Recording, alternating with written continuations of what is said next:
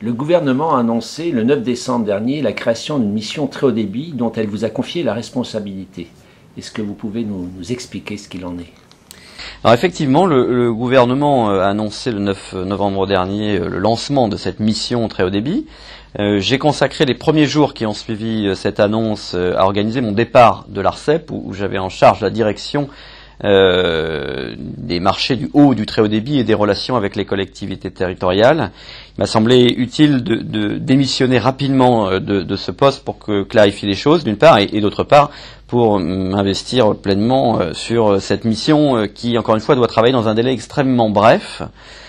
Cette mission, donc, qui est placée sous l'autorité de la ministre déléguée chargée de l'économie numérique, en étroite association avec la ministre chargée de l'égalité des territoires, a en effet un calendrier très resserré, puisque dans un premier temps, elle devra contribuer et instruire à l'élaboration de la feuille de route, qui fera l'objet d'arbitrage par le gouvernement, notamment à l'occasion du séminaire du numérique, séminaire gouvernemental du numérique de début février prochain, et d'autre part, dans un deuxième temps, d'assurer la mise en œuvre opérationnelle de l'ensemble de ce plan, de ce pilotage.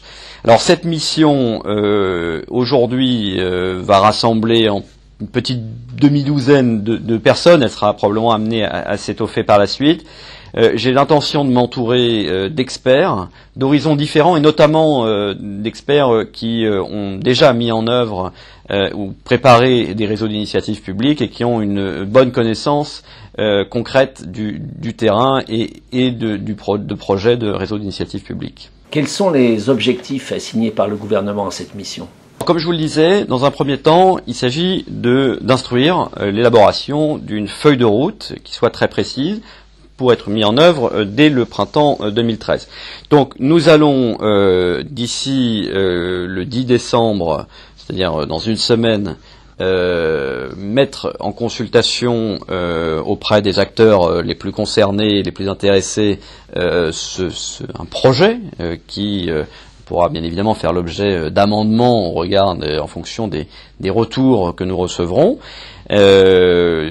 pour élaborer définitivement cette feuille de route et le soumettre aux arbitrages du gouvernement à la fin du mois de janvier. Dans la deuxième phase, l'objectif est bien à la fois d'organiser le pilotage de ce plan, d'accompagner les collectivités territoriales en leur apportant un soutien dans l'organisation, dans la logistique, et bien évidemment également un soutien financier. Il s'agit également de contribuer à l'harmonisation des déploiements, l'harmonisation technique, l'harmonisation des systèmes d'information, éviter en quelque sorte cette balkanisation qu'on a pu connaître ces dernières années des différentes initiatives et pour rassembler l'ensemble des énergies autour d'une feuille de route commune et dirigée vers un objectif précis. Que peut apporter le pilotage par l'État de l'ensemble des acteurs de la filière de la fibre optique? Alors, il ne s'agit pas que l'État fasse à la place des acteurs, il s'agit que l'État reprenne son rôle de chef d'orchestre. On est en train on s'apprête à jouer la partition quand même d'une aventure majeure qui est la construction d'une nouvelle infrastructure nationale d'utilité publique. On sait que les infrastructures sont un des avantages compétitifs forts de notre pays, il faut le maintenir. Et dans cet objectif-là, l'État a bien pour intention de mobiliser l'ensemble des énergies, aussi bien des opérateurs privés et de toute la filière industrielle qui est derrière le très haut débit, mais également les initiatives publiques qui ont montré dans les dernières années leur efficacité en termes d'amélioration des débits. Comment voyez-vous la complémentarité entre réseau d'initiatives publiques et investissement privé?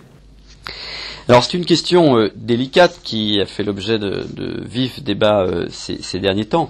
L'idée c'est de bien garder la logique de complémentarité. Alors complémentarité et de partenariat. Ça signifie que un partenariat doit être équilibré mais également exigeant. Partenariat équilibré, c'est que chacun chacun fait son bout de chemin, chacun s'engage à contribuer à l'élaboration, à la réalisation, pardon, du plan. Et c'est pour ça que la voie de la contractualisation nous semble aujourd'hui la plus pertinente, mais pas une contractualisation vague, mais quelque chose de très précis qui puisse être suivi dans le temps, et que lorsqu'il y a des écarts, il doit pouvoir être caractérisé de manière assez simple, et que l'ensemble des parties puissent en tirer les conséquences, et notamment que les collectivités territoriales qui constateraient le manquement d'engagement d'opérateurs privés puissent rapidement, et au terme d'une procédure qui soit clarifiée, reprendre l'initiative pour couvrir les territoires qui auront été ainsi délaissés.